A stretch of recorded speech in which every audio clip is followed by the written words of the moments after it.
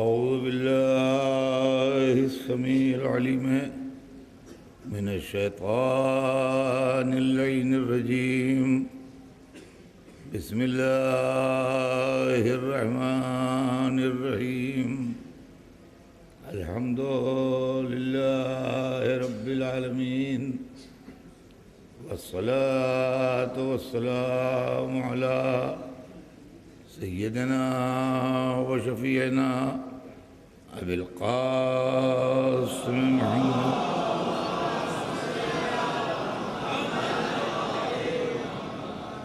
وآل الطيبين الطاهرين المعصومين، ولعنة الله على أعدائهم أجمعين من يومنا هذا إلى يوم الدين. أما بعد، فقد قال رسول الله صلى الله عليه وآله وسلم: إني تارك فيكم الثقلين، كتاب الله وعترتي أهل بيتي، ما إن تمسكتم بهما لن تضلوا بعدي، وإنهما لن يفترقا حتى يردا علي الحوض. صلوات بھیجتے ہیں محمد.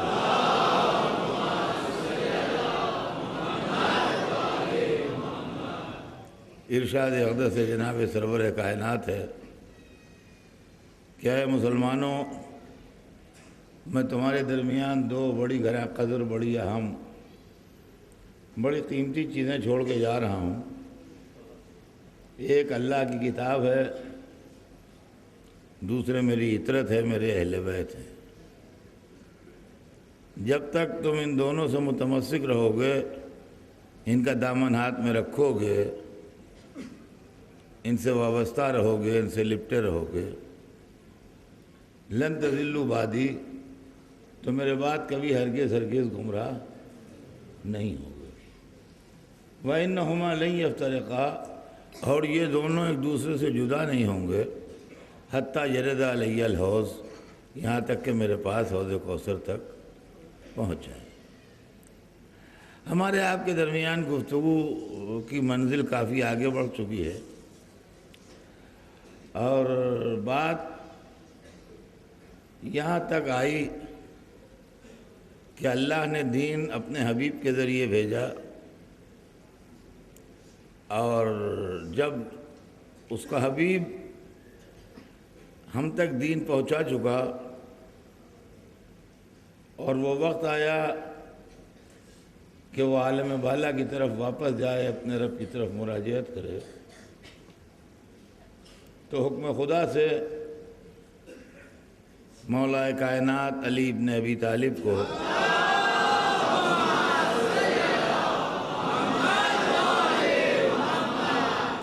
جو شریک نور رسالت بھی تھے، باب مدینۃ العلم بھی تھے، سوار دوش رسول بھی تھے، داماد پیغمبر بھی تھے، اور جن کی پیشانی دیکھیے. آج کے مسلمان جو ہیں، ہم آپ جیسے یہاں بیٹھے ہیں سب، تو ہم اصلی نسلی مسلمان ہیں. جو سید ہیں، میں ان کی بات نہیں کرتا، وہ تو ہمیشہ سے ہیں سید، مگر سب یہاں سید نہیں بیٹھے ہیں، غیر سید بھی ہیں. میں خود غیر سید ہوں، سید نہیں ہوں. تو ہم لوگوں کے آباء و اجداد، یعنی نان سادات جو ہیں، جو سید نہیں ہیں، کبھی کافر تھے، کبھی 1000 برس پہلے، 800 برس پہلے، 1200 برس پہلے کبھی کافر رہے ہوں گے. لیکن ادھر 200-400 برس سے، 500 برس سے جو معاملہ ہے وہ یہ ہے کہ ہم سب مسلمان ہیں، ہے نا؟ ہم سب مسلمان ہیں. ہم پیدا ہوئے مسلمان کے گھر میں، ہمارے باپ بھی مسلمان کے گھر میں پیدا ہوئے، ہمارے دادا بھی مسلمان کے گھر میں پیدا ہوئے، ہمارے پردادا بھی مسلمان کے گھر میں پیدا ہوئے. تو ہم سب جو ہیں وہ مسلمان ہیں. تو ہمیں کوئی بت پرستی سے یا بتوں کو سجدہ کرنے سے لگاؤ نہیں ہے، ہے کہ نہیں ہے؟ ہمیں کوئی لگاؤ نہیں، لیکن جس زمانے میں اسلام آیا تھا تو ظاہر ہے کہ کوئی چھوٹے چھوٹے بچے تو مسلمان ہوئے نہیں تھے 6 مہینے کے، اگر کوئی 30 برس کا تھا مسلمان ہوا، کوئی 40 برس کا تھا جو مسلمان ہوا، کوئی 50 برس کا تھا جو مسلمان ہوا، کوئی 60 برس کا تھا جو مسلمان ہوا، تو جو جب مسلمان ہوا اس وقت سے وہ خدا کے واحد کا پرستار ہو گیا۔ لیکن اس کے پہلے جو زمانہ کفر تھا، اعلان اسلام سے پہلے، اس وقت تو وہ بتوں کے آگے سر جھکاتا تھا، اس وقت تو بتوں کو سجدہ کرتا تھا۔ اب جس دن سے مسلمان ہو گیا اس دن سے اس نے چھوڑ دیا، لیکن جب تک نہیں ہوا تھا اور جب تک حضور کی آواز اس کے کان میں نہیں پڑی تھی اور جب تک سرکار نے اعلان اسلام نہیں فرمایا تھا، اس وقت تک کی پوزیشن آپ سوچئے کیا تھی؟ اس وقت تک کی پوزیشن یہ تھی کہ وہ اپنے بتوں کی پرستش کرتے تھے۔ اس مکہ مدینے کی بھیڑ میں، جس میں گنتی تو نہیں ہے میرے پاس کہ کتنے لوگ تھے، مگر ظاہر ہے کہ 2 شہروں کی یا اس سے زیادہ کی آبادی، ایک آدمی ایسا نکلا کہ جس کو اسلام نے کرم اللہ وجہہ کا لقب دیا،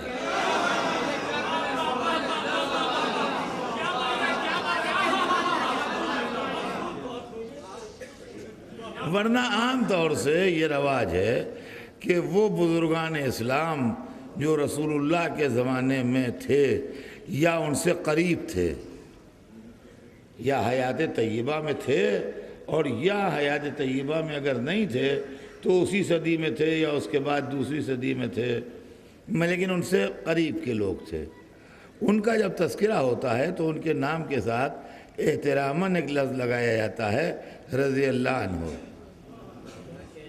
یہ اسلام میں احترامی لفظ ہے، رضی اللہ عنہ، کہ اللہ ان سے راضی ہوا۔ یہ مولا علی کے نام کے ساتھ بھی ہم نے لگتے دیکھا ہے، اس لیے کہ مولا علی بھی انہی بزرگوں میں تھے جو رسول اللہ کے زمانے میں تھے،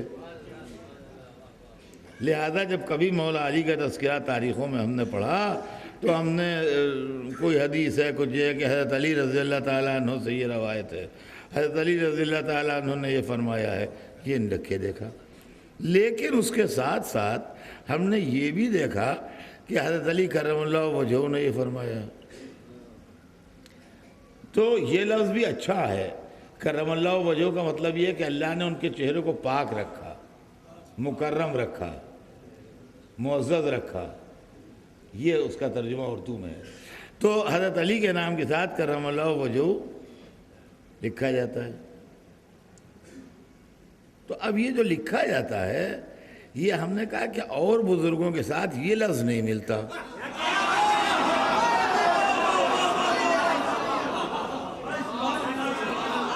اور بزرگوں کے ساتھ یہ لفظ نہیں ملتا۔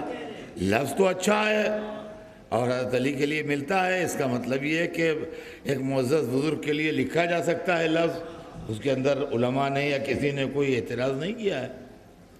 لیکن اور بزرگان اسلام جو تاریخ میں گزرے ہیں ان کے لیے کہ حضرت سلمان کرم اللہ وجہہ نے یہ کہا، مثلا یہ حضرت ابو ذر کرم اللہ وجہہ نے یہ کہا، یہ نہیں ہم کو ملتا۔ حضرت سلمان رضی اللہ تعالیٰ عنہ نے یہ کہا، حضرت ابو ذر رضی اللہ تعالیٰ عنہ نے یہ کہا، یہ تو ملتا ہے، لیکن یہ کہ حضرت عمار کرم اللہ وجہہ نے یہ کہا، یہ نہیں ملتا کہیں۔ حضرت علی کے لیے دونوں لفظیں ملتی ہیں، رضی اللہ تعالیٰ عنہ بھی ملتا ہے اور کرم اللہ وجہہ بھی ملتا ہے۔ تو ہم نے پڑھے لکھے لوگوں سے پوچھا کہ بھئی اس کا کیا مطلب ہے، کیا کوئی خاص خطاب تھا یا رسول نے ان کو مخصوص کر کے دیا تھا کہ یہ تمہارے لیے ہے اوروں کے لیے نہیں ہے، یہ اس کا واقعہ کیا ہے جو انہی کے نام کے ساتھ ملتا ہے دوسرے کے نام کے ساتھ نہیں ملتا؟ تو علماء نے یہ جواب دیا کہ چونکہ علی نے بچپن میں بھی کبھی کسی بت کو سجدہ نہیں کیا،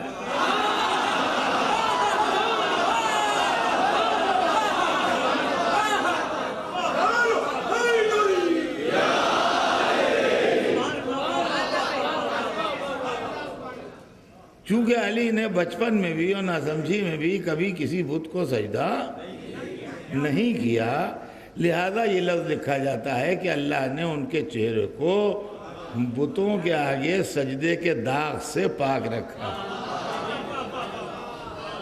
یعنی ان کی پیشانی پر بت پرستی کا داغ ایک سیکنڈ کے لیے یا ایک ہزارویں حصے کے لیے بھی ایک سیکنڈ کے نہیں لگا۔ یہ چیز جو ہے جب سنی تو نیچرلی چاہنے والوں کو، جو مولا علی کے چاہنے والے ہیں، ان کو یہ بہت اچھی لگی۔ جیسے آپ کے سامنے میں نے ابھی پڑھا تو مجمع نے بھی واہ واہ کی اور ایک آواز بلند ہوئی مجمع سے، تو مجمع کا واہ واہ کرنا اور آواز بلند ہونا اس بات کی دلیل ہے کہ یہ بات آپ کو اچھی لگی۔ لیکن میں عجب دماغ کا آدمی ہوں، میں کہتا ہوں کہ کیوں نہیں کیا؟ کیوں نہیں کیا؟ آپ کہیں گے ارے اطہر صاحب آپ سے یہ امید نہیں تھی کہ آپ یہ کہیں، ساری کی کرائی اتنے دنوں کی محنت اپنی آپ نے برباد کر دی اس ایک جملے نے، سارا مجمع آپ کو برا کہہ رہا ہے۔ ہم مولا کے لیے پوچھتے ہیں کیوں نہیں کیا؟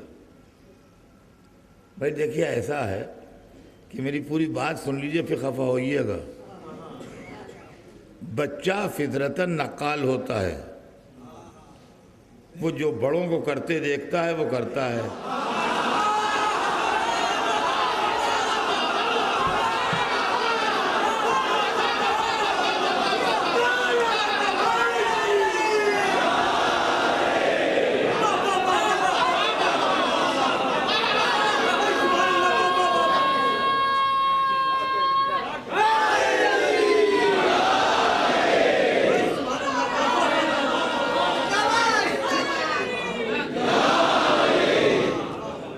بچہ جو ہے وہ اس کی فطرت ہے، ماشاءاللہ ہر گھر میں بچے ہیں، بچوں سب واقف ہیں، اللہ آپ کے بچوں کو سلامت رکھے۔ بچہ فطرتاً نقال ہوتا ہے، آپ سے جو بھی رشتہ ہو، آپ کے اپنے بچے ہوں یا آپ کے بہن بھائی ہوں یا آپ کے پوتے نواسے ہوں، جس ایج گروپ میں ہیں آپ، بچوں کا آپ سے وہ رشتہ ہوگا۔ اچھا یہ بچے جو ہیں جہاں نماز کی پابندی ہوتی ہے، دیکھیے نماز کی پابندی رکھیے ہمیشہ، یہ میں بچوں کو وصیت کرتا ہوں اور نوجوانوں کو کہ نماز نہ چھوڑیے گا، سمجھے آپ؟ اور نماز ایک تو گناہوں سے بچاتی ہے، ایک کام تو یہ ہے، قرآن میں ہے کہ ان الصلاۃ تنہی عن الفحشاء والمنکر، نماز جو ہے وہ فحش باتوں سے اور گناہوں سے بچاتی ہے۔ اور دوسری بات یہ ہے کہ جو نماز پڑھتا ہے اس کی روزی میں اضافہ ہوتا ہے، اور جو نماز نہیں پڑھتا ہے اس کی روزی تنگ ہوتی ہے۔ لہذا قرآن مجید میں ہے کہ وَمَنْ أَعْرَضَ عَنْ ذِكْرِي فَإِنَّ لَهُ مَعِيشَةً ضَنْكًا، جو ہمارے ذکر سے، مفسرین کہتے ہیں ذکر سے مراد نماز ہے، پرہیز کرے یعنی نہ پڑھے نماز، اس کی روزی تنگ ہوتی ہے۔ لہذا میری بچوں سے وصیت و نصیحت ہے کہ نماز کبھی ترک نہ کیجیے، اس لیے کہ اس سے آپ بھی بدنام ہوتے ہیں اور آپ کی عزاداری بھی بدنام ہوتی ہے کہ مجلس ماتم کرتے ہیں صاحب نماز نہیں پڑھتے، تو آپ عزاداری کو بدنامی سے بچانے کے لیے نماز کی پابندی کیجئے۔ تو بہرحال عرض یہ کر رہا تھا کہ جس گھر میں نماز ہوتی ہے اس گھر میں بچہ آپ کو برابر مصلی پہ آتے ہوئے دکھائی دے گا، مٹی میں کھیل رہا ہے، آپ نے مصلی بچھایا وہ چڑھایا مصلی پہ، ننگا ہے، چڈی بھی نہیں پہنے، مصلی پہ آ گیا، سمجھے آپ؟ اس کو ہاتھ اس کے گیلے ہیں، پتہ نہیں کیسا پانی ہے، نجس ہے پاک ہے، اس کو اس کی فکر نہیں ہے، بس زور سے نماز پڑھی تو کوئی آ گیا گھر والا، وہ اس کو وہاں سے گھسیٹ کے لے گیا، دیکھو یہ نماز نہیں پڑھنے دے رہا ہے، اس کو لے جاؤ یہاں سے، اس لیے کہ ہر ایک کا بچہ تو وہ ہے نہیں جس کے لیے سجدے کو طول ہو۔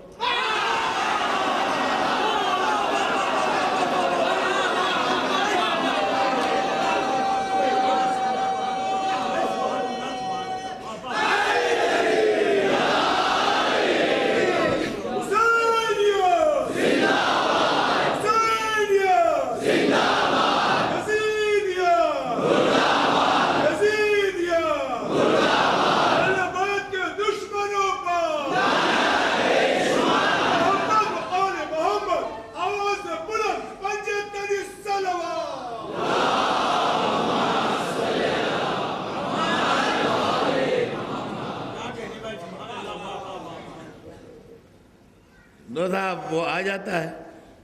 اور ایک بات اور بھی سن لیجئے آپ، یہ بھی تجربہ اگر اب تک تجربہ نہیں کیا بے خیالی میں تو آپ کر لیجئے گا۔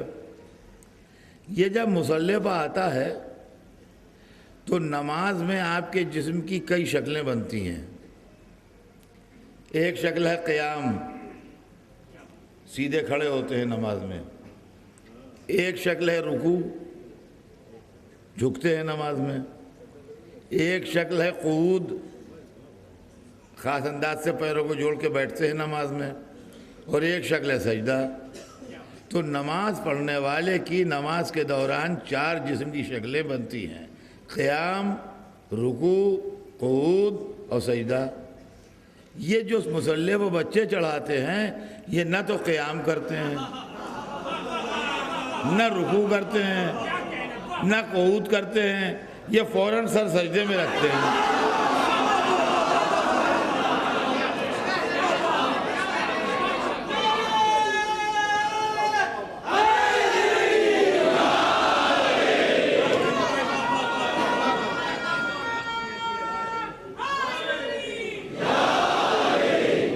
اس کا مطلب یہ ہے کہ سجدہ انسانی فطرت سے اتنا قریب ہے کہ بچہ جو آئینہ فطرت ہوتا ہے وہ سجدہ کرتا ہے۔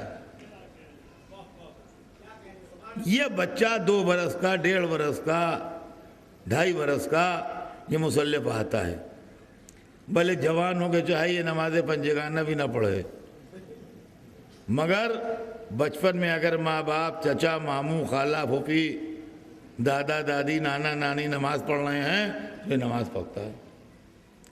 اچھا بعض گھر ایسے ہیں جن سے اللہ میاں سے تعلقات نہیں ہیں،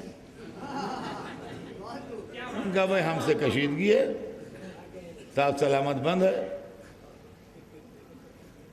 اس گھر کا بچہ کبھی سجدہ نہیں کرے گا، اس لیے کہ اس نے اپنے بڑوں کو دیکھا ہی نہیں ہے۔ اس نے اپنے بڑوں کو دیکھا ہی نہیں۔ ہو سکتا ہے جوان ہو کے نماز شب کا پابند ہو جائے، مگر جوان ہو کے ابھی نہیں کرے گا سجدہ، اس لیے کہ ابھی اس نے اپنے گھر میں منظر دیکھا ہی نہیں، وہاں گھر میں مصلی ہی نہیں ہے، تو سجدہ کرے گا کہاں؟ تو عزیزان گرامی، بچہ ہوتا ہے آئینہ فطرت، اور جو بڑوں کو کرتے دیکھتا ہے وہ کرتا ہے۔ تاریخ لکھتی ہے علی نے بچپن میں بھی کسی بت کو سجدہ نہیں کیا۔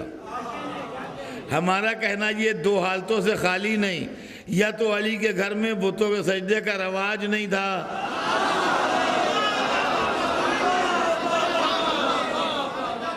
اور یا علی 1.5 برس 2 برس کے سن میں جانتے تھے کہ لائق سجدہ کون ہے اور کون نہیں۔ اگر پہلی بات مانیے تو ابو طالب کو مومن مانیے، دوسری مانیے تو علی کو امام مانیے۔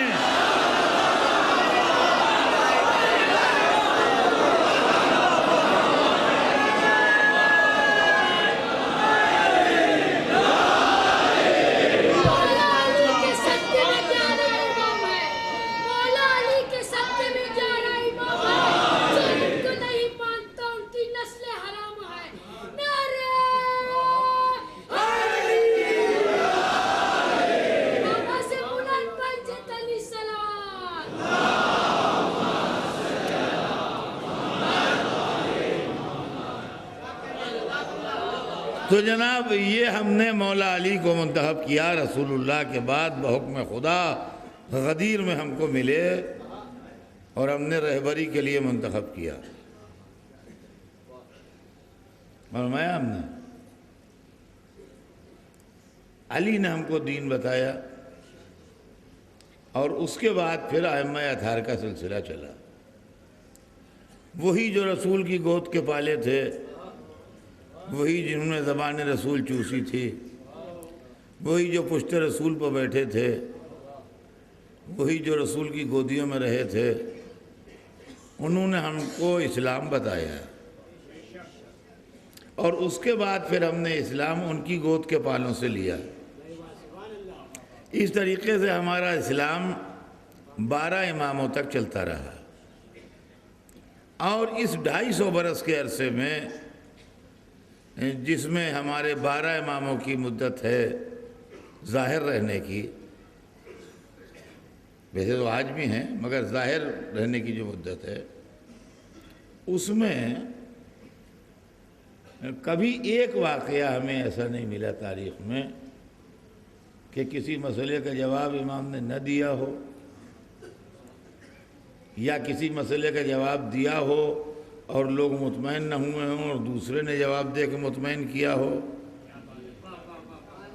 یا ان کے سیرت و کردار کے متعلق کسی شخص نے کوئی اعتراض کیا ہو کبھی کسی منزل پر، اس لیے کہ تاریخ نے ہم کو لکھ کے سب کچھ بتا دیا ہے۔ یہ اور بات ہے کہ ہم مصلحتاً اس کو ممبروں سے نہ پڑھیں، لیکن اموی عشرت قدوں کا حال اور بغداد کی دجلے کی رنگین راتوں کا حال تاریخ کے اندر محفوظ ہے۔ یہ اور بات ہے کہ ہم اہل بیت کے ماننے والے کسی شخص کی ذات کے اوپر سے پردہ اٹھانا پسند نہیں کرتے، لیکن یہ ائمہ طاہرین علیہ السلام جو گزرے ایک کے بعد ایک، ولو حکومت ان کی دشمن رہی اور ولو ان کے اعداء کی تعداد میں کافی زیادتی رہی، لیکن اس کے بعد بھی ان کے سیرت، ان کے کردار، ان کے قول، ان کے عمل، ان کے فعل کے اوپر کوئی اعتراض نہ کر سکا۔ چنانچہ ہم نے دین کو ان سے سمجھا۔ 250 برس کے وقفے میں ہمارے پاس قول معصوم کا اتنا بڑا ذخیرہ جمع ہو گیا کہ ہم اس کے ذریعے سے دین کو سمجھ لیں۔ یعنی میں اکثر مجلس سے پڑھتا ہوں کہ اگر 12 مرتبہ کسی طالب علم کو کوئی سبق پڑھایا گیا ہو تو اب امید کی جاتی ہے کہ یاد رکھے گا۔ تو ہم نے بھی 12 مرتبہ معصوم سے سبق پڑھا تو اب امید یہ ہو گئی کہ ہمیں یاد رہے گا۔ اب رہ گیا یہ کہ ہمیں کسی معصوم کی حدیث مل جائے ہمارا کام ہو جاتا ہے۔ چھٹے امام کی حدیث مل جائے ہو جائے گا، چوتھے امام کی حدیث مل جائے ہو جائے گا، 5ویں امام کی حدیث مل جائے، 9ویں امام کی حدیث مل جائے، 11ویں امام کی حدیث مل جائے، ہمارا کام ہو جاتا ہے۔ ہم اس میں پابند نہیں ہیں کہ کسی امام کی حدیث ملے۔ اچھا بچے نوجوان اس کا بھی راز سمجھ لیں کہ کیا معاملہ ہے، اس لیے کوئی بات ایک ہی ہوتی ہے۔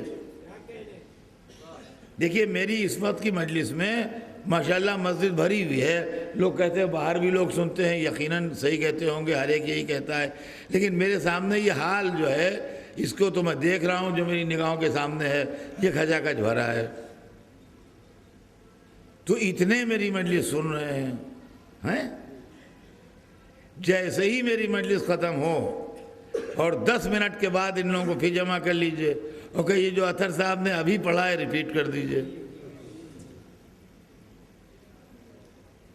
پسینے آ جائیں گے، ریپیٹ نہیں کر پائیے گا، ان کا سبجیکٹ میٹر بتا دیں گے، ان کا نہیں لفظیں وہی ہوں کہ بھائی یہ تو ممکن نہیں ہے۔ تو اس کا مطلب یہ نہیں ہے کہ آپ میرے دشمن ہیں، اس کا مطلب یہ نہیں کہ آپ میرے مخالف ہیں، اس کا مطلب یہ نہیں کہ آپ مجھے توجہ سننے نہیں آئے تھے، نہیں گھنٹہ گھنٹہ وہ پہلے سے لوگ بیٹھے ہوئے ہیں یہاں سننے کے لیے۔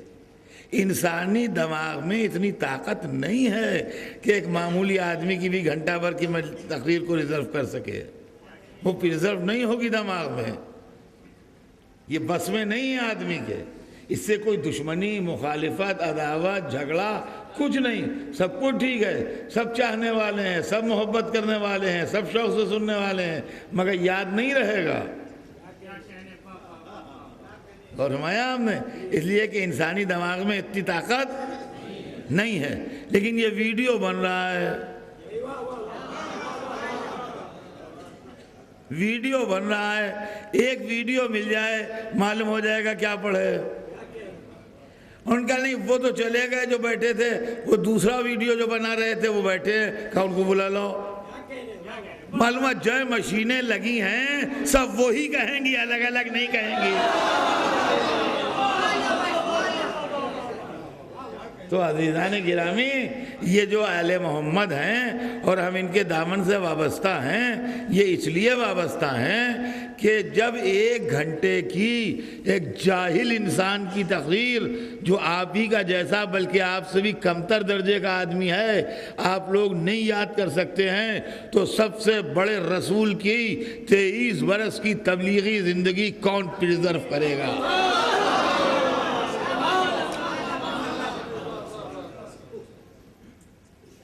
ہاں مجھے بتائیے کس میں دم ہے اور کس میں جان ہے، کس میں سکت ہے؟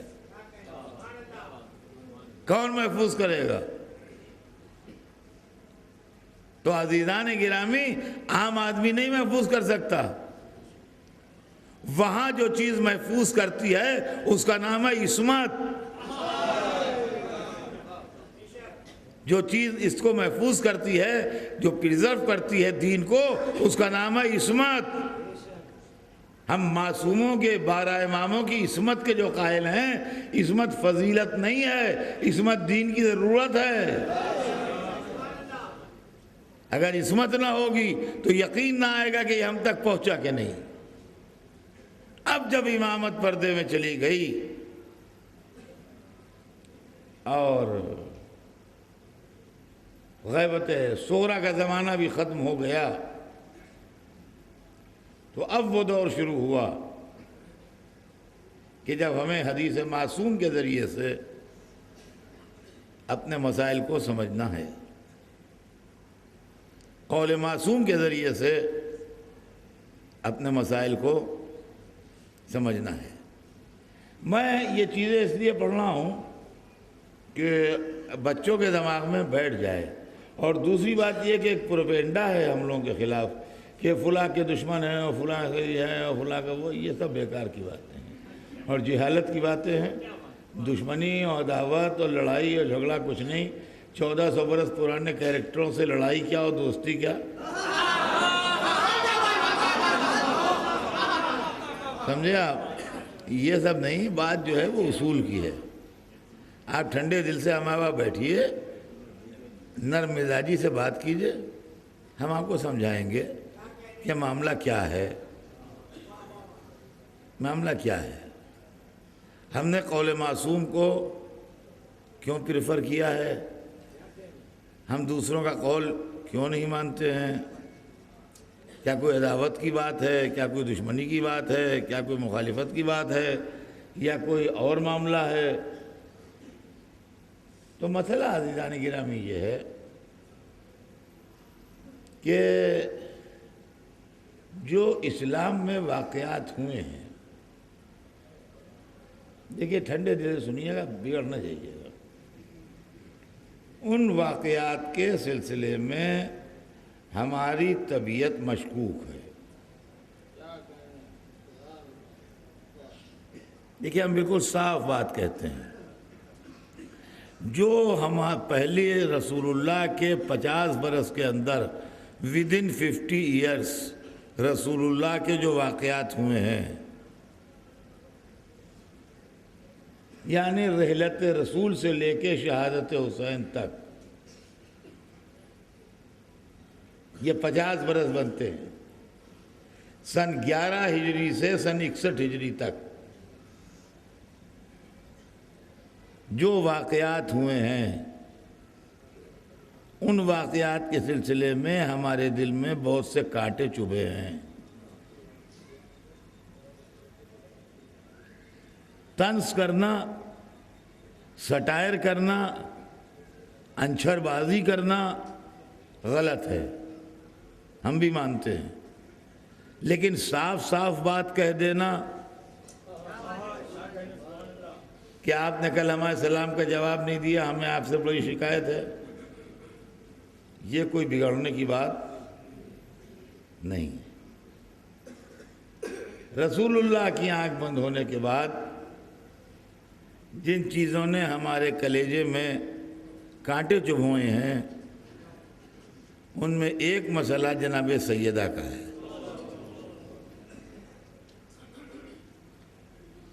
جو ہم کو بار بار یہ سوچنے پر مجبور کرتا ہے کہ اگر بیوی نے ایک ایسی جائیداد کا دعویٰ کیا جس پر ان کا حق نہیں بنتا تھا، تو جو رسول اپنی اولاد کو صحیح نہ کر سکا وہ اپنے احباب کو کیا صحیح کرے گا؟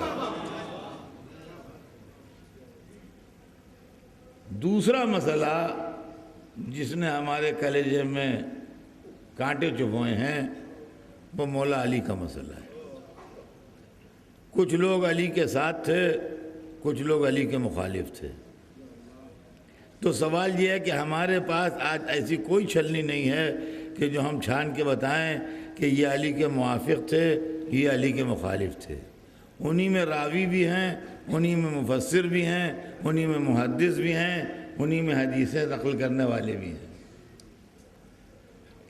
منبر پر بیٹھ کے جمعے کے دن جماعت میں مولا علی کو لوگ برا کہتے تھے، اور تاریخ میں ان سے روایتیں بھی ہیں۔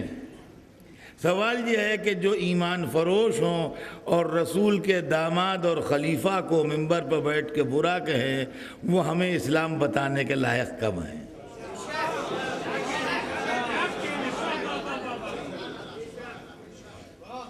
دیکھیے آپ سنیے، پھر جو ہمارے مسئلے میں ہمارے کلیجے میں جو داغ ہے اور جو سوئی چبھی ہوئی ہے ہمارے دل میں، وہ یہ ہے کہ امام حسن کا مسئلہ ہے۔ حسن سبط اکبر تھے، حسن رسول کے بڑے نواسے تھے، حسن تصویر رسالت تھے، حسن علی و فاطمہ کے بڑے بیٹے تھے۔ عالم اسلام نے بغیر کوئی چارج لگائے علی اور رسول کے بیٹے کو چھوڑ کے ابو سفیان کے بیٹے کے ہاتھ پر بیعت کر لی۔ وہ حافظ، وہ قاری، وہ راوی، وہ محدث، وہ مفکر، وہ اسکالر جو حسن سے امیر شام کو بدل لیں، کیا اس قابل ہیں کہ ان پر بھروسہ کیا جائے؟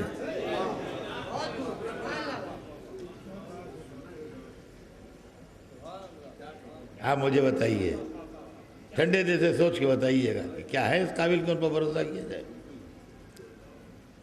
پھر جو ہمارے دل میں کیل چبھی ہوئی ہے، کانٹا چبھا ہوا ہے، وہ امام حسین کا مسئلہ ہے۔ حسین سردار جوانان جنت ہیں، حسین نواسہ رسول ہیں، حسین نے زبان رسالت چوسی ہے،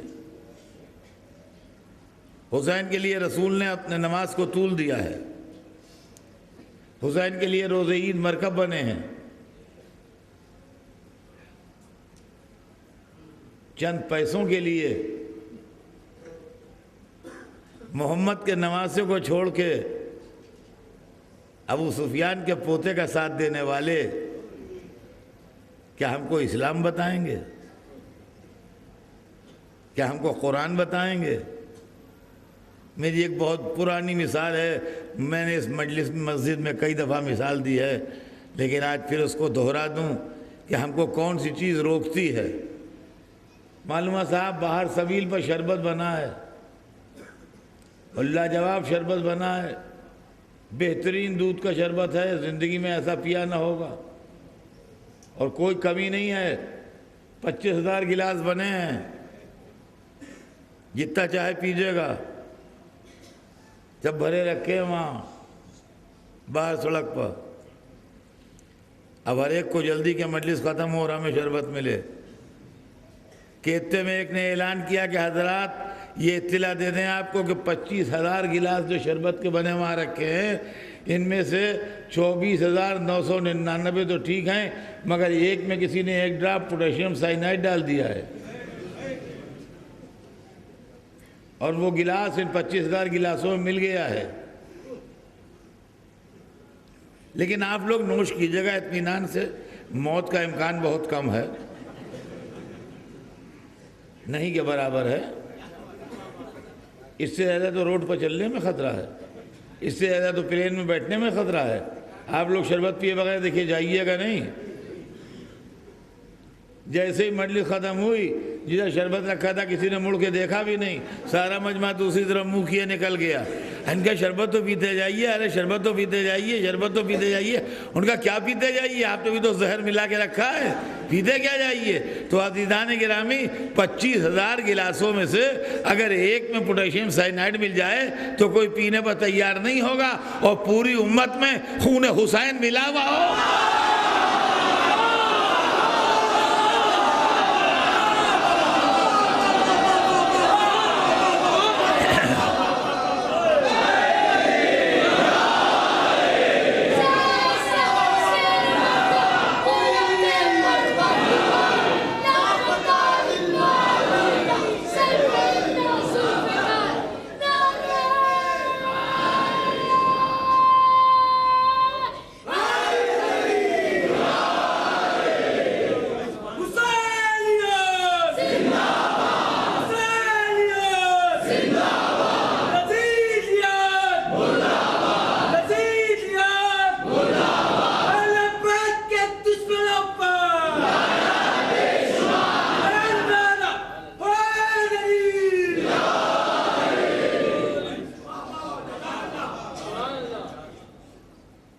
اب اس کربلا نے دیکھیے، ویسے جس کا جو دل چاہے سوچے، سوچنے میں ہر شخص آزاد ہے، سوچنے میں ہر شخص آزاد ہے۔ میں کسی کے سوچنے پر پابندی لگانے والا کون؟ مگر میری بات بھی کبھی کبھی ٹھنڈے دل سے سن لیا کیجئے۔ کربلا ایک دن کا واقعہ نہیں ہے۔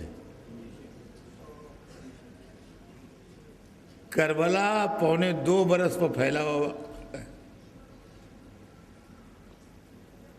2.25 برس پر پھیلا ہوا واقعہ ہے۔ رجب سن 60 ہجری سے لے کے اور ربیع الاول سن 62 ہجری تک، یہ ہے اتنا لمبا واقعہ ہے۔ اس میں بے شک 10ویں محرم کلائمیکس کا دن تھا، لیکن واقعہ ایک دن کا نہیں ہے، یہ 2.25 برس پر پھیلا ہوا ہے۔ ہمیں جو چیز بددل کرتی ہے وہ یہ ہے کہ حسین 28ویں رجب کو مدینے سے چلے تو اعلان کر کے چلے، چپکے سے نہیں نکلے، انکار بیعت کر کے چلے۔ سب کو معلوم تھا، خفیہ راستے سے نہیں گئے، جو عام مروجہ راستہ مکے سے جاتا ہے مدینے سے اس سے گئے، فیملی کو لے کے گئے، اکیلے چھپ کے نہیں گئے، دوست احباب عزیز ساتھ گئے۔ مدینے والے بیٹھے رہے، کوئی ڈیلیگیشن نہیں آیا کہ نبی کے نواسے آپ نہ جائیے، ہم آپ کے ساتھ ہیں۔ مسجدوں میں مصلے بچھے رہے، تسبیح گھومتی رہی، سجدے ہوتے رہے، مگر حسین سے کسی نے آ کے یہ نہیں کہا کہ آپ اپنے نانا کے وطن کو نہ چھوڑیے۔ اب آپ دیکھیے گا ذرا، سوچئے تو بہت بڑی بات ہے، نہ سوچئے تو کچھ بھی نہیں ہے۔ مدینے سے نکل کے مکے آئے۔ مکہ عالم اسلام کا دل ہے، یعنی آپ کبھی بھی مکے چلے جائیے، سال بھر میں کبھی بھی، حج کی سیزن نہیں، کبھی بھی آپ کو وہاں فارنر ملیں گے جو عمرہ کرنے آتے ہیں، باہر کے لوگ ملیں گے، دنیا کی مختلف علاقوں کے لوگ ملیں گے۔ ایسا نہیں ہے کہ مکے میں کوئی ایک دن بھی ایسا ہوتا ہو کہ خالی مکے والے رہتے ہوں دوسرے نہ ہوں۔ مکے میں حکم یہ بھی ہے کہ جانور کو بھی نہ ستاؤ، کسی کو ایذا نہ دو، کسی کو تکلیف نہ دو، کسی پر ظلم نہ کرو۔ مکہ پناہ گاہ ہے، مکہ امن کی جگہ ہے۔ حسین شعبان میں مکے پہنچے، اور تھوڑے دنوں کے بعد حج سیزن شروع ہونے والا تھا، حاجیوں کے قافلے آنے لگے، حسین سے ملاقات کرنے لگے، حسین اپنا موقف ہر ایک کو سمجھانے لگے، لیکن لوگ اپنی عبادتوں ہی میں مشغول رہے، کسی نے نصرت حسین کا وعدہ نہیں کیا، یہاں تک کہ تاریخ گزرتے گزرتے 8ویں ذی الحجہ آ گئی۔ جو لوگ حج کو جا چکے ہیں ان کو معلوم ہے کہ 8ویں ذی الحجہ کو حاجی حج کا احرام باندھ کے مکے سے نکلتا ہے، اور 8ویں ذی الحجہ کو جو آدمی مکے میں نہ ہو اس کا حج نہیں ہو پاتا اس سال۔ تو حسین نے مکہ چھوڑنے کی وہ تاریخ رکھی جس دن ہر حاجی مکے میں ہو، تاکہ کوئی بڑے خاندانی بڑے جتھے والے نہ کہیں ہم نہیں تھے، نہیں تو حسین کو روک لیتے، وہ تو ہم دوسرے دن آئے حسین نکل چکے تھے، ورنہ ہم تو نہ جانے دیتے۔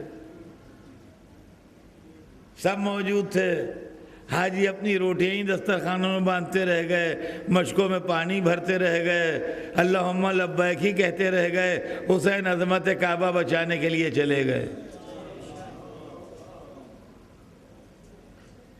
بھیڑ میں ایک نہ نکلا ایسا جو کہ ہم بھی۔ اب مکے سے لے کے اور کربلا تک بالکل ویرانہ تو نہیں ہے بھائی، کوئی بڑا شہر نہ ہو مگر دیہات، قصبے، آبادیاں منزلوں پر ہوتی ہیں کہ نہیں ہوتی ہیں؟ جدھر سے گزرے اپنا موقف بتاتے ہوئے گئے، لوگ آرام سے اپنے گھروں میں بیٹھے رہے، یہاں تک کہ کربلا پہنچ گئے دوسری محرم کو۔ دوسری سے 9ویں محرم تک کربلا میں فوجیں آتی رہیں، یہاں تک کہ میدان کربلا چھلک اٹھا۔ یہ بھی مختلف جگہوں کے لوگ تھے، سب آبادی، یہ آئے قتل حسین کو تھے، ان سے کیا امید تھی؟ 10ویں محرم کو واقعہ شہادت ہو گیا، 11ویں محرم کو ایک قافلہ کوفے گیا، کوفے سے روٹ معین ہے، لکھا ہوا ہے کتابوں میں، موصل و تکریت ہوتا ہوا، جو آج بھی شہر ہے عراق کے، اخباروں میں آپ نام پڑھتے ہوں گے۔ یہ قافلہ دمشق پہنچا، دمشق کیپٹل تھا اس زمانے میں، سال بھر دمشق میں لوگ قید رہے۔ جی سوال یہ پیدا ہوتا ہے کہ اس پیریڈ میں نہ کوئی پروٹیسٹ ہوا، نہ کوئی ہنگامہ ہوا، نہ کوئی ریوولٹ ہوا، لوگ کھاتے رہے، پیتے رہے، اپنے بال بچوں میں رہے، سب رہے، اور یہ رسول اللہ کے 50 برس کے اندر کے لوگ ہیں، یہ رسول اللہ کے 50 برس کے اندر کے لوگ ہیں۔ یہ اسلام کے جو سلسلے چلے ہیں اور اسلام کی جو لائنیں چلی ہیں، یہ ان کی پہلی کڑیاں ہیں۔ دیکھیے جھاڑ ٹنگا ہوا ہے، زنجیر ہے، اوپر کڑا ہے، اس کے اندر زنجیر ہے، زنجیر میں یہ جھاڑ ٹنگا ہوا ہے۔ اب یہاں سے نہیں دکھائی دے رہا ہے، جائے کڑیاں بھی ہوں، نیچے جا کے دیکھیے، گنیے گا سمجھ میں آ جائے گا، جے کڑیاں بھی ہوں اس کے اندر۔ زنجیر ہے اور زنجیر کی آخری کڑی میں یہ جھاڑ ٹنگا ہوا ہے، اور زنجیر کی پہلی کڑی جو ہے وہ اس کڑے سے ملی ہوئی ہے جو چھت میں فٹ ہے، سمجھے آپ؟ تو اگر وہ کڑی کمزور ہے جو اس کڑے میں ملی ہوئی ہے، جو چھت میں پیوست ہے، اور وہ جھاڑ کا لوڈ نہ سنبھال پائے اور کھل جائے تو انجام کیا ہوگا؟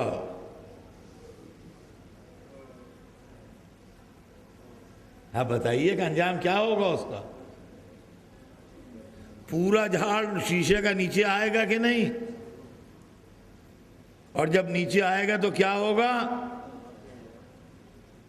ٹکڑے ٹکڑے ہو جائے گا کہ نہیں؟ بجائے خوبصورت جھاڑ کے مسجد کی زمین پر شیشے کے ٹکڑے خطرناک قسم کے خنجر نما بکھرے ہوں گے کہ جس کا ہاتھ لگ جائے یا جس کا پیر لگ جائے وہ زخمی ہو جائے۔ عزیزان گرامی، ہم نے اس لیے معصوموں سے حدیثیں لی ہیں کہ پہلی کڑیاں ہماری نظروں میں کمزور ہیں،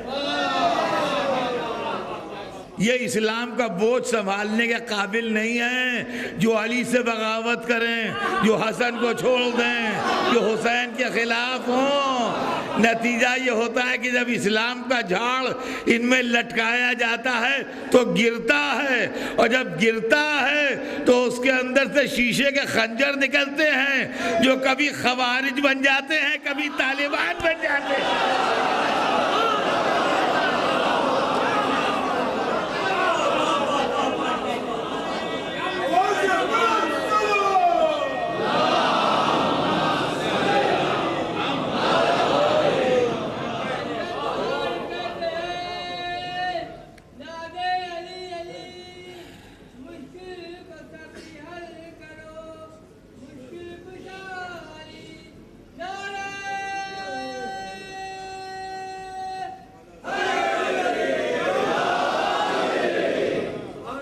تو عزیزان گرامی،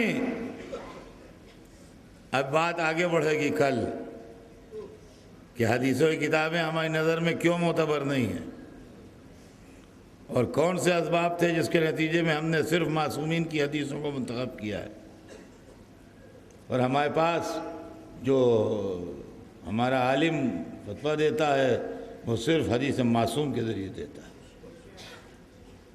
اور ہر ایک سے حدیث نہیں لیتے ہم۔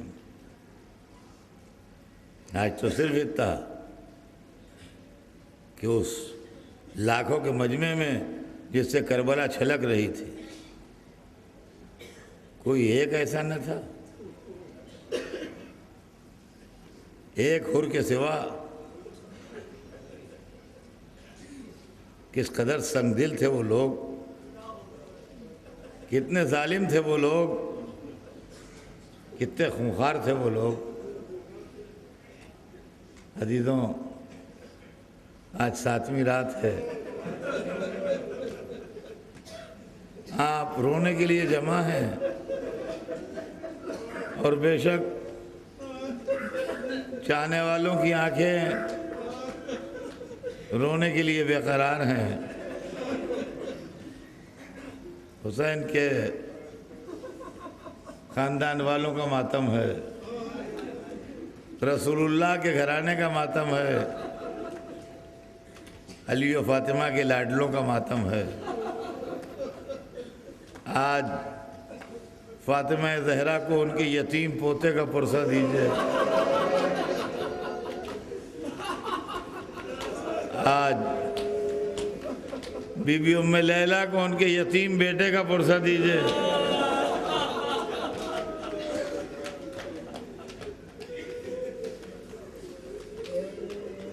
سوچیے آپ، میں اکثر و بیشتر سوچتا ہوں، میرا دل تڑپ اٹھتا ہے۔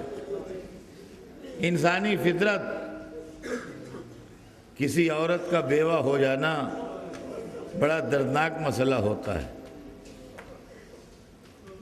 اور پھر حسن کی بیوہ، جس کی صورت، جس کی سیرت دونوں کو دیکھ کے جمال و کمال یوسف شرمائے۔ سوچئے زندگی کتنی ویران ہو گئی ہوگی، کتنی اداس ہو گئی ہوگی شہادت حسن کے بعد۔ لیکن یہ بھی ایک فطرت ہے کہ بیوہ عورت کا بیٹا جب جوان ہونے لگتا ہے تو اس کو بڑی امیدیں وابستہ ہو جاتی ہیں، اور بڑی حسرتیں اور بڑی تمنائیں پیدا ہو جاتی ہیں کہ اب میرا بیٹا جوان ہو رہا ہے، اب میرے اجڑے ہوئے چمن میں پھر سے بہار آئے گی، اب اس ویرانے میں پھر سے پھول کھلیں گے، اب اس سین میں پھر سے بچے گھومیں گے۔ اس کے دل میں بڑی تمنا ہوتی ہے، ہائے وہ بیویاں کربلا میں جن کی تمنائیں خاک میں مل گئی، نہ لیلا کی تمنا پوری ہوئی نہ ام فروا کی تمنا پوری ہوئی۔ حسین نے اپنے بھتیجے کو بڑے پیار سے پالا تھا، بڑی محبت سے پالا تھا، اس طرح پالا تھا کہ بھتیجے کو اس کا کبھی احساس نہیں ہوا کہ باپ کا سایہ سر پر نہیں ہے۔ اپنی اولاد سے زیادہ بھتیجے کا خیال رکھا۔ علی اکبر کو زینب نے پالا، قاسم کو حسین نے پالا۔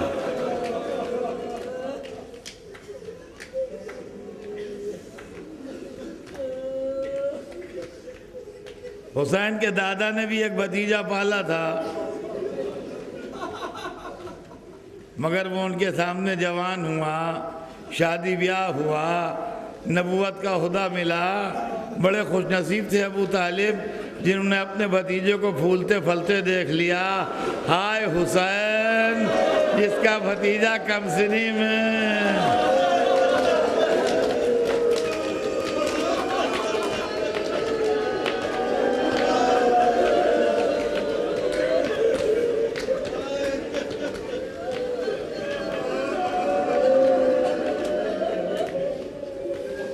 چند آنسو گر جائیں یہی معادل مجلس۔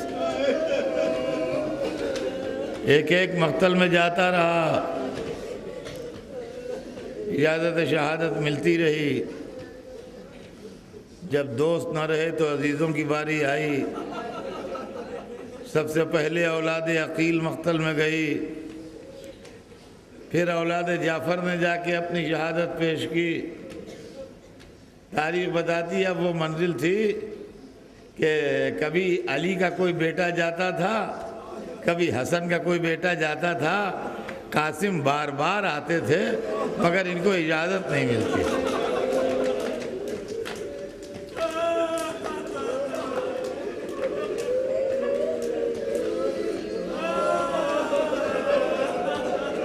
ایک دفعہ یاد آیا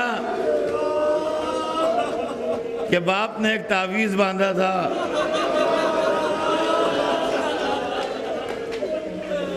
اور کہا تھا جب مصیبت پڑے اور کوئی راستہ سمجھ میں نہ آئے تو یہ تعویذ کھول کے دیکھ لینا۔ عزیزوں ہمارے یہاں بچوں کی تمنا ہوتی ہے اس لیے کہ بچے سلامت رہیں، زندہ رہیں، آباد رہیں۔ تعویذ باندھے جاتے ہیں اس لیے کہ بچے محفوظ رہیں، زندہ و سلامت رہیں، خیریت سے رہیں۔ اہل بیت کے گھر میں بیٹوں کی تمنا ہوتی تھی قربانی کے لیے، تعویذ باندھا جاتا تھا شہادت کے لیے۔ قاسم نے تعویذ کھولا تو دیکھا کہ خط ہے باپ کا کہ میرے لال قاسم جب میرا بھائی مصیبت میں پھنسے تو اپنی قربانی پیش کر دینا۔ اجرکم اللہ۔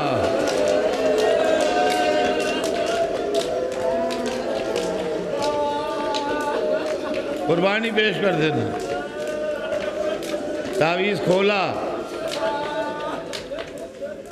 پڑھا، لیے ہوئے چچا کے پاس آئے۔ چچا اس غربت و مسافرت میں بھائی نے بھائی کی تحریر پڑھی ہے۔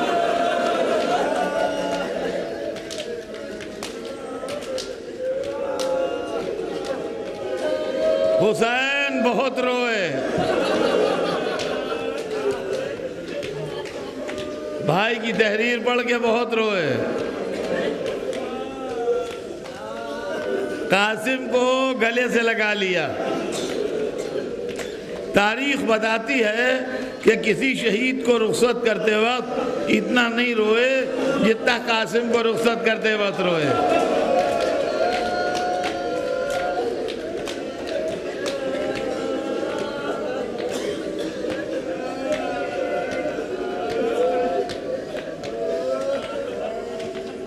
قاسم کو اجازت ملی رہوار آیا، سوار ہوئے، جب جانے کے لیے سلام کو چچا کے جھکے تو چچا نے قریب بلایا، میرے لال میرے پاس آ جا، قریب آ جا۔ حسین نے قریب بلا کے قاسم کا گریبان چاک کر دیا۔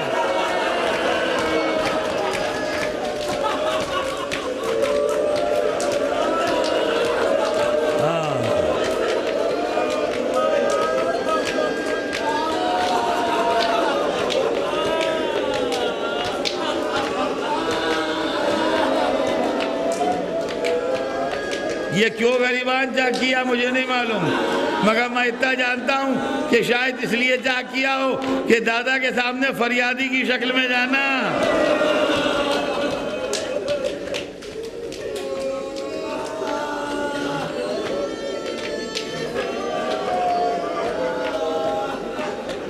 ہاں پڑھیے مقاتل، کتابیں کھولیے، مل جائے گی قاسم کی رجز، جس میں 13 برس کا بچہ تلوار چلا رہا ہے اور کہتا ہے میں قاسم ہوں، حسن کا بیٹا، علی کا پوتا، میں تلوار چلاتا رہوں گا اور اپنے چچا سے دشمنوں کا دفاع کرتا رہوں گا، دشمنوں کو مارتا رہوں گا، یہاں سے وہاں تک لاشوں کے انبار لگا دیے۔ حمید کہتا ہے کہ ایک لعین نے کہا کہ یہ لوگ جو اس سے لڑ رہے ہیں یہ غلط لڑ رہے ہیں، یہ سب کو مار ڈالے گا۔ تو حمید نے کہا کہ میں نے کہا کہ اتنے جو اس کی جان کو ہیں، انہوں نے کہا کہ یہ غلط لڑ رہے ہیں، یہ سامنے سے آ رہے ہیں، یہ بنی ہاشم ہیں، یہ مار ڈالیں گے سب کو، ان کو دھوکے سے مارو۔ اور تاریخ بتاتی ہے کہ دھوکے سے وہ لگا پیچھے اور وہ حملہ کیا جو جنگ احد میں حضرت حمزہ پر ہوا تھا۔ ادھر قاسم کے پہلو پر نیزہ لگا، ادھر گھوڑے پر ڈگمگا،